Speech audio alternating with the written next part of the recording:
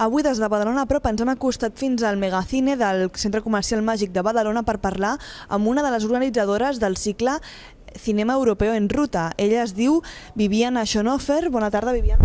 Hola, bona tarda. Què podem veure aquests 3 dies aquí al Centre Comercial Màgic, al Megacine? Bé, des de demà fins divendres tenim la primera mostra de cinema europeu en ruta que es fa a Espanya. És una mostra on podrem veure cinema europeu i està patrocinada pel Parlament Europeu i per la Comissió Europea. Són les dues entitats que han patrocinat aquest event. I és una mostra que es realitzarà al llarg de 4 mesos o 5 a diferents localitats espanyoles i bé, és una localitat de cadascuna de les comunitats autònomes. Les pel·lícules com s'han escollit, les que s'emetran aquests 3 dies? Bé, ens van enviar un catàleg amb unes 50 pel·lícules dels darrers 3 anys europees i bé, ho vam fer entre jo i Filmets de Badalona i l'Ajuntament de Badalona. Vam escollir 3 pel·lícules que tenen a veure amb el tema que vam escollir, que és el tema de la dona i la igualtat. Llavors són 3 pel·lícules que parlen directament de la dona. Tinc entès que són 3 curtmetratges i 3 llargmetratges, no? Sí, perquè bé, és un cas una mica especial nostre perquè Filmets va demanar si podíem, abans de cada pel·lícula, projectar un curtmetratge i del Parlament ens van dir que sí, i el que vam fer és escollir 3 curtmetratges que també estan relacionats amb la dona i la igualtat.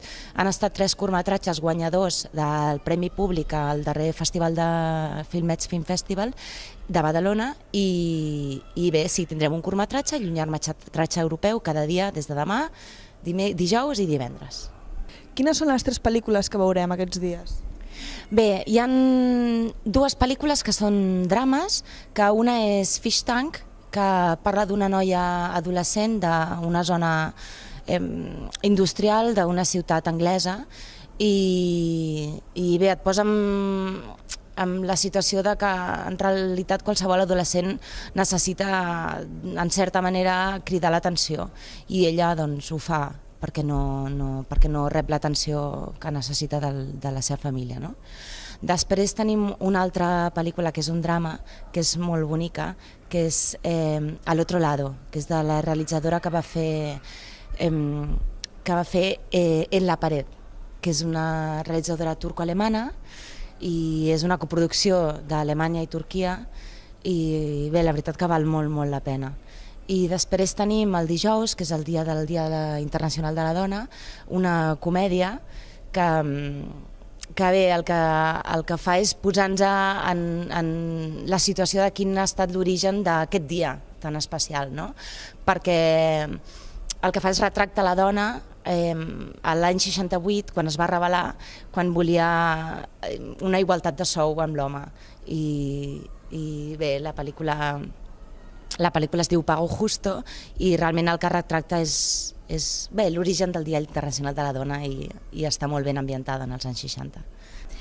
S'espera una gran afluència de gent perquè vingui aquí a veure els curtmetratges i els llargmetratges? Doncs sí, la veritat és que les entrades ja estan gairebé exhaurides. Vull dir que qui vulgui venir té que trucar al telèfon d'informació que està en el flyer i avisar ja i anar a buscar les entrades perquè inclús el dia més important, que és el dijous, que és el Dia Internacional de la Dona, hem hagut de fer doble passe perquè ja no hi cabia més gent i tothom volia anar-hi. Llavors hem fet, gràcies als Megacine, hem ofert un doble passe, el primer serà a les 6 i el segon serà a les 9. I quin preu tenen aquestes entrades? No, les entrades són gratuïtes. Són totalment gratuïtes perquè és un event patrocinat pel Parlament Europeu i la Comissió Europea i llavors el que sí que has de venir amb l'entrada. És l'únic que has de fer, és trucar, anar a buscar l'entrada i ja està. Doncs moltes gràcies. De res, a vosaltres.